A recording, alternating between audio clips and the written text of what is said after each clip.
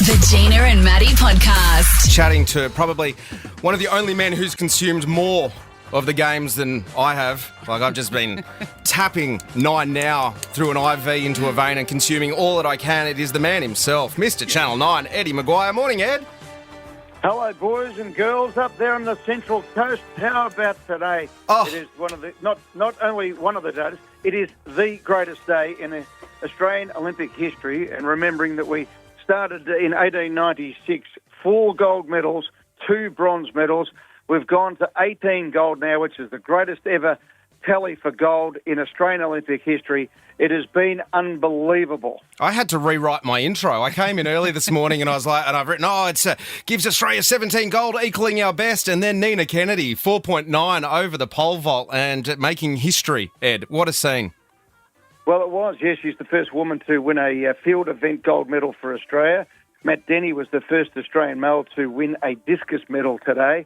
Keegan Palmer goes and wins back-to-back gold in the skateboarding park. The only 2 gold medals that had ever been up for grabs. Matt Wern becomes the first Australian sailor to defend his Olympic championship and make it 4 in that sailing class in a row for Australia. The pursuit team, they won it in 1984, they won it in 2004, and now they've won it in 2024. And as we said a bit earlier, Jemima Montag and Ridian Cowley won the bronze medal in the marathon walk. So it's been unbelievable. It's the first time we've had 6 medals in track and field since 1968. It is an all-conquering Australian Olympic team. But, you think of these things coming with the multiple medals, around the swimming where we've been so dominant. But to get it on day 12, the greatest day 12 in the history, it's just sensational. And you've been in the hot seat doing the 1am till 6am shift, watching it all unfold as it happens. It's been a while since you've done mid-dawns, I'd imagine. Well, not when it's the medal rounds at the Olympic Games. This is the one you want to be at. So, now doing all the live interviews. I've just had Keegan Palmer come in. We had a great interview. He's great fun. I was able to speak to Matt Wern today. So this is what it is. I mean, people are up watching it. It's so enormous around the country. But hosting the live sport is, what I love doing. So it's fantastic. Eddie, we're absolutely loving it. But I want to ask you, can you give us like a prediction of how many more you think Australia might win? Well, we've got 2 chances in the boxing tomorrow to medal. We've still got a few more getting around. We've got the beach volleyball where we won silver last time. So we're probably starting, we're getting to the end of the Olympics, but there's still probably, I don't know, we could maybe, we're a chance. We're certainly medal chances in the 3 of those.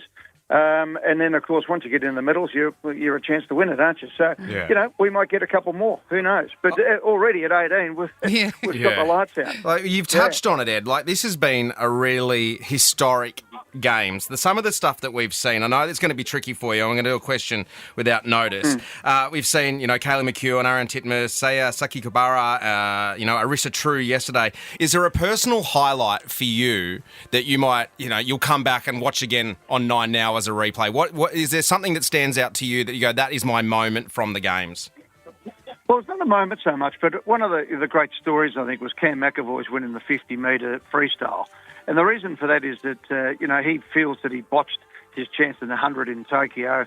And, he's a really intelligent guy. He's got a maths degree, a physics degree, and he thinks about these things deeply. And it really affected him mentally after Tokyo. Then we all went into, the COVID situation after all that. And, a lot of things happening in his life. And he thought, no, you're not. I'm going to have another go. But he completely changed the way anyone has ever prepared for a 50-metre swim. So he cut back so much the time in the pool, got into weight training and ballistic training and all this type of thing. And in many ways, after this, he'll probably change the face of swimming in so many ways, particularly for the sprint events. In much the same way that, Dick Fosby did back in the day when he started going backwards over the high jump bar. That happened in 1968. So from that point of view, the Fosby flop. The Fosby flop. I didn't know that. Yeah, the Fosby flop. Yeah, the Fosby flop. And when the first time he did that, people's heads nearly exploded. And so too, the build up to this, people have been watching him and watching his times. And for him to think it through and to, develop a special block that he dived off in his preparation to measure, whether he had to dive off his heels or off the ball of his foot or what the pressure was, et cetera, et cetera.